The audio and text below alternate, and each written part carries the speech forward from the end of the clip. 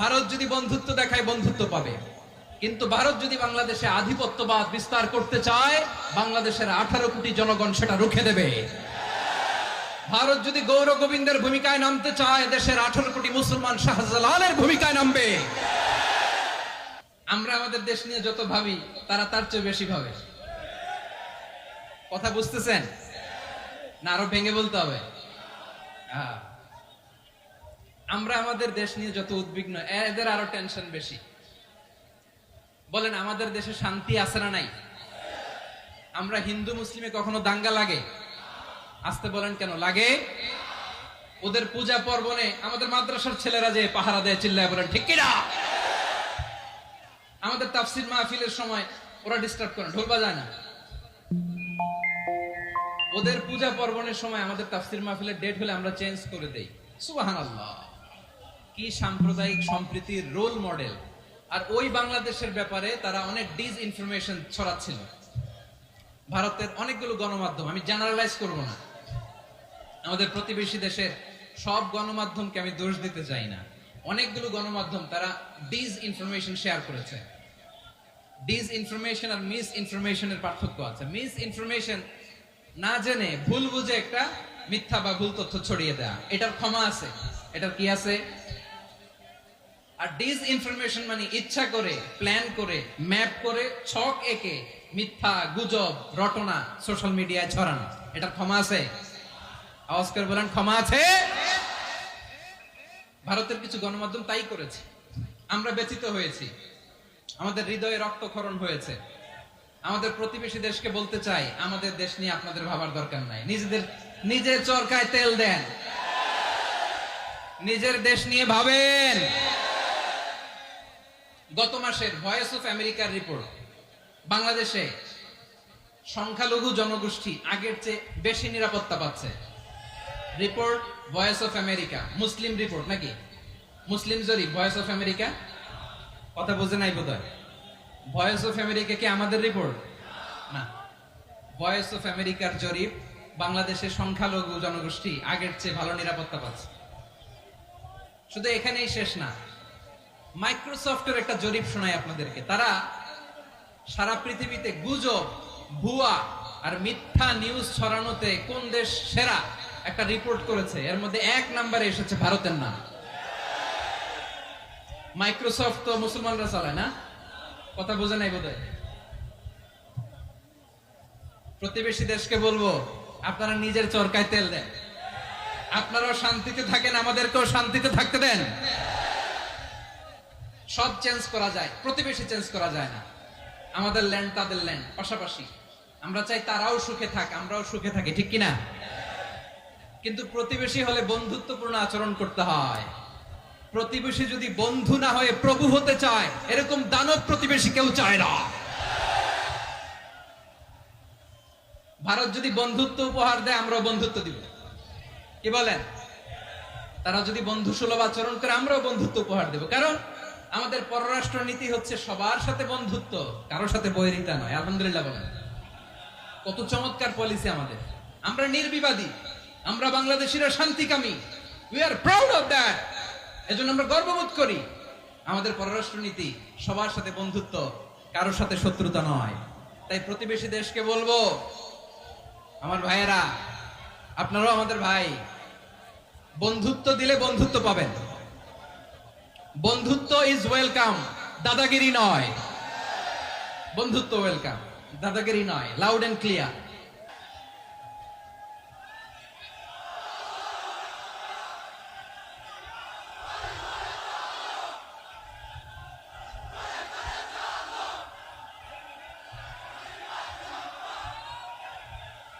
প্রিয় ভাইয়েরা, আমরা বন্ধুত্বে বিশ্বাসী, শত্রুতায় নই, ঠিক কিনা বলেন?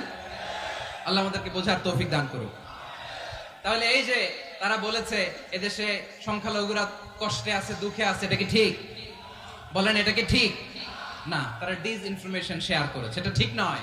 আমার প্রতিবেশী বন্ধু রাষ্ট্রকে বলবো, আপনারা এটা করবেন না, এটা করবেন না। আমরা শান্তিতে আছি, আপনারাও শান্তিতে থাকেন, আমাদেরকেও শান্তিতে থাকতে দেন। এই যে চিটাগাংয়ের অ্যাডভোকেট আলিফ হত্যাকাণ্ডে গোটা বাংলাদেশ আমরা ধৈর্যের পরাকাষ্ঠা দেখিয়েছে, চিল্লায় বলেন ঠিক কিনা?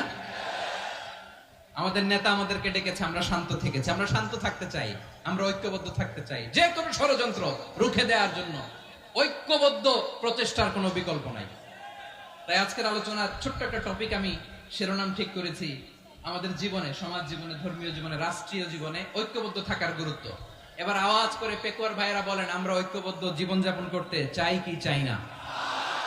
আল্লাহ তাআলা সে নির্দেশনাই দিচ্ছেন। আল্লাহ তাআলা ইরশাদ করছেন, ওয়া'তাসিমু বিহাবলিল্লাহি জামিআন ওয়া লা তাফাররাকু ওয়াযকুরু নি'মাতাল্লাহি আলাইকুম إذ كنتم أعداء فألف بين قلوبكم فأصبحتم بنعمته إخوانا وكنتم على شفا حفرة من النار فأنقذكم منها كذلك يبين الله لكم آياته لعلكم তাহতাদুন। আল্লাহু আকবার পড়েন। আল্লাহ বললেন, ও গোলামেরা শোনো, ওয়া'তাসিমু বিহাবলিল্লাহি জামিআ, ও আমার গোলামেরা সবাই মিলে আল্লাহর রশিকে আঁকড়ে ধরো। আল্লাহর রশি হলো ইসলাম, আল্লাহর রশি হলো কোরআন। আল্লাহ বললেন কোরআনকে আঁকড়ে ধরো, ইসলামকে আঁকড়ে ধরো। একা একা আঁকড়ে ধরলে চলবে না, জামিআ সবাই মিলে আঁকড়ে ধরো। এই আদেশটা আমাদের জন্য দান করেছেন কে? আল্লাহ তাআলার নির্দেশ, ওয়া'তাসিমু বিহাবলিল্লাহি জামিআ, সবাই মিলে আল্লাহর রশিকে আঁকড়ে ধরো। হাবলুল্লাহ মানে আল্লাহর রশি। হাবলুল্লাহ মানে কি? রশি। এই হাবলুল্লাহ আল্লাহর রশি বা আল্লাহর রজ্জু দ্বারা উদ্দেশ্য হচ্ছে ইসলাম। আল্লাহর রশি দ্বারা উদ্দেশ্য কি? তাফসীরে অনেক ব্যাখ্যা এসেছে। এরকম পরিস্থিতিতে তাফসীরের সূক্ষ্ম সূক্ষ্ম বিষয়গুলো আমরা শোনাতে চাই, কিন্তু পরিবেশ হয়ে ওঠে না। আল্লাহর রজ্জু বা আল্লাহর রশি দ্বারা উদ্দেশ্য হচ্ছে ইসলাম। আল্লাহর রজ্জু বা আল্লাহর রশি দ্বারা উদ্দেশ্য হচ্ছে কোরআন। কারণ কোরআন আমাদেরকে ঐক্যবদ্ধ করে, ইসলাম আমাদেরকে ঐক্যবদ্ধ করে। চিল্লায় বলেন ঠিক কিনা? এজন্য আল্লাহ বললেন, তোমরা আমার রশিকে আঁকড়ে ধরো, বিচ্ছিন্ন হয়ে না। আমার দেয়া নেয়ামতগুলো স্মরণ করো। যখন তোমরা ছিলে শত্রু, তোমাদের মধ্যে হৃদয়ে আমি আল্লাহ ভালোবাসা ঢেলে দিলাম, ফলে তোমরা সবাই ভাই ভাই হয়ে গেলে। তোমরা সবাই ছিলে জাহান্নামের কিনারায়, জ্বলন্ত অগ্নিকাণ্ডের পাশে। আমি আল্লাহ দয়া করে ঈমানের বদৌলতে তোমাদেরকে আগুন থেকে ফেরালাম। আমি আল্লাহ দয়া করে তোমাদেরকে জান্নাতের পথ দেখিয়ে দিলাম। সুবহানাল্লাহ পড়েন। এমন পথ দেখালাম যে পথ তোমাদেরকে জান্নাতে নিয়ে যাবে, পথের দিশা তোমরা পাবে। লাআল্লাকুম তাহতাদুন। প্রিয় ভাইরা, তাহলে আমাদের যে ঐক্যবদ্ধ থাকতে হবে, এই নির্দেশটা কার? নাকি মন মতো আমি বানায় বলতেছি? আওয়াজ করে বলুন, নির্দেশটা কার? আল্লাহ। তাহলে আমাদেরকে ঐক্যবদ্ধ জীবন যাপন করতে হবে। প্রিয় ভাইরা, ইসলাম আমাদেরকে ঐক্যবদ্ধ করে। ইসলাম আমাদেরকে কি করে? সংঘবদ্ধ করে, ঐক্যবদ্ধ করে। বিচ্ছিন্ন হওয়া যাবে না।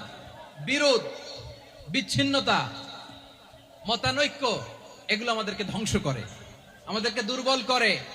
আর আমাদের ঐক্যবদ্ধ প্রচেষ্টা আমাদেরকে বিজয়ের দিকে এক ধাপ এগিয়ে নেয়। চিল্লায় বলেন ঠিক কিনা?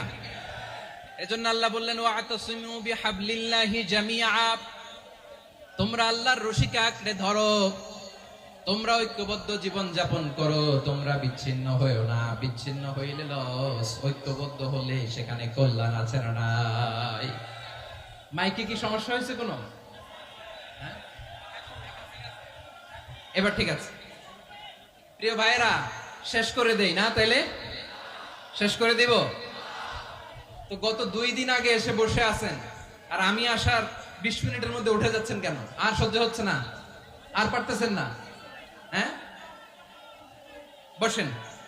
যাদের খুব জরুরত তাদেরকে বের হইতে দেন। অনেকে সকাল থেকে বসে আছে, ওয়াশরুমে যেতে হবে, সারাদিন কিছু খায় নাই, পাগলের মতো বসে আছে। আমি জানি, সব রিপোর্ট আছে আমার কাছে। মেহেরবানি করে বিশৃঙ্খলা করবেন না, আল্লাহর ওয়াস্তে, আল্লাহর ওয়াস্তে। যাদের কষ্ট হচ্ছে বের হয়ে যান। আরো কয়েক মিনিট কথা বলে আমরা শেষ করব। আল্লাহর ওয়াস্তে, আল্লাহর ওয়াস্তে বলার পরেও এরকম বিশৃঙ্খলা করা মোটেও কাম্য নয়। প্রিয় ভাইরা, আল্লাহর ওয়াস্তে, এই শব্দটা কতবার ইউজ করেছি আমি, আল্লাহর ওয়াস্তে। আপনার বুক কাঁপে না? হ্যাঁ, ভয় হয় না আল্লাহর? একটু থামেন, একটু থামেন, মেহেরবানি করে, মেহেরবানি করে, এই তো, হ্যাঁ, মাশাআল্লাহ। আল্লাহর ওয়াস্তে ঐক্যবদ্ধ হতে হবে আমাদেরকে। আদেশটা কার? একটু আওয়াজ করবেন। ঐক্যবদ্ধ জীবন যাপন করতে হবে, আদেশটা কার? আমাদের আগে যে সমস্ত জাতিগোষ্ঠী ধ্বংস হয়েছে বিভেদের কারণে হয়েছে। বিশ্বনবী বলেন, বুখারীর বর্ণনা, ফা ইন্নামা আহলাকাল্লাযীনা মিন ক্বাবলিকুম কাসরাতু মাসাইলিহিম ওয়া ইখতিলাফুহুম আলা আমবিয়াইহিম। তোমাদের আগে ইহুদি নাসারারা যারা ধ্বংস হয়েছে, আমার গজবে উপনীত হয়েছে, দুইটা কারণ ছিল। নাম্বার 1, কাসরাতু মাসাইলিহিম, বেশি প্রশ্ন করত, প্রয়োজনে অপ্রয়োজনে নবীরে প্রশ্ন করে আটকাইতে চাইতো, এরকম ডাকাত ছিল তারা। 2 নাম্বার কারণ, ওয়াখতিলাফুহুম আলা আমবিয়াইহিম, ইখতিলাফ করার কারণে, বিভেদের কারণে, পারস্পরিক বিরোধে জড়ানোর কারণে তারা ধ্বংস হয়েছে। এখন বলেন, আমরা কি আল্লাহর গজব চাই? আমরাও কি তাদের মতো ধ্বংস হতে চাই? এজন্য আল্লাহ তাআলা সূরা আল ইমরানের 105 নম্বর আয়াতে বললেন, ওয়ালা তাকুনু কাল্লাযীনা তাফাররাকু ওয়াখতালাফু মিন বা'দি মা জাআহুমুল বাইয়িনাত ওয়া উলাইকা লাহুম আযাবুন আযীম। খবরদার, প্রমাণ পাওয়ার পরেও, দলিল নাজিল হওয়ার পরেও যারা বিরোধ করেছে, ইখতিলাফ করেছে, বিচ্ছিন্ন হয়েছে, খবরদার তোমরা তাদের মতো হয়ো না। যদি তাদের মতো হও তাহলে জেনে রাখো, ওয়া উলাইকা লাহুম আযাবুন আযীম, তাদের জন্য আমি মর্মন্তুদ শাস্তি প্রস্তুত করে রেখেছি। যারা বিচ্ছিন্ন হয়েছে, বিরোধ করেছে, তারা কারা? ইহুদি নাসারারা। এই আয়াতের তাফসীরে কাল্লাযীনা তাফাররাকু ওয়াখতালাফু, যারা বিচ্ছিন্ন হয়েছে, বিরোধ করেছে, তারা কারা? মুফাসসিরিন ইকরাম বলেছেন তারা ইহুদি নাসারারা। আওয়াজ করে বলুন তো, তারা কারা? ইহুদি নাসারারা। বিষ্ণু ঈসা ইসলাম সুনানে আবু দাউদ এবং তিরমিজির হাদিসে বলেন, ইফতারাকাতিল ইয়াহুদু আলা 71 ফিরকা, ইহুদিরা 71 দল হয়েছে। ইখতিলাফ করতে করতে কয় দল? সবাই বলে নাই, কয় দল? ওয়াফতারাকাতিন নাসারা আলা 72 ফিরকা, আর নাসারারা হইছে 72 দল। আওয়াজ করে বলুন তো, কয় দল? ওয়াসাতাফতারিকু হাদিহিল উম্মাহ বি73 ফিরকা। আর বিশ্বনবী আফসোস করে বলেন, আমার উম্মত হবে 73 দল। ইহুদি 71 দল, নাসারা 72 দল, আর আমার উম্মত, বুঝে থাকলে আওয়াজ করে বলেন। বিশ্বনবী বলেছেন, আমার উম্মত ভাগ হবে কয় দলে? কুল্লুহা ফিন্নার, সব জাহান্নামে যাবে, ইল্লা ওয়াহিদা, একটা দল ছাড়া। সাহাবারা বললেন, মান হিয়া ইয়া রাসূলুল্লাহ, সে নাজাত প্রাপ্ত জান্নাতি দল কোনটা? আপনি কি আমাদের বলবেন না? আপনি মেহেরবানি করে একটু বলে দেন তারা কারা। বিশ্বনবী বললেন, মা আনা আলাইহি ওয়া আসহাবি, আমি এবং আমার সাহাবারা যেই মতের উপর, যেই পথের উপর আছে, এই মত এবং পথের উপর যারা থাকবে তারাই জান্নাতের দল হয়ে যাবে। যারা আমার মত, আমার সাহাবীর মত এবং পথকে অনুসরণ করবে তারাই জান্নাতে যাবে। তাহলে প্রিয় ভাইয়েরা, আমরা কি আর ইখতিলাফ করব? কাদা ছোড়াছুরি করব?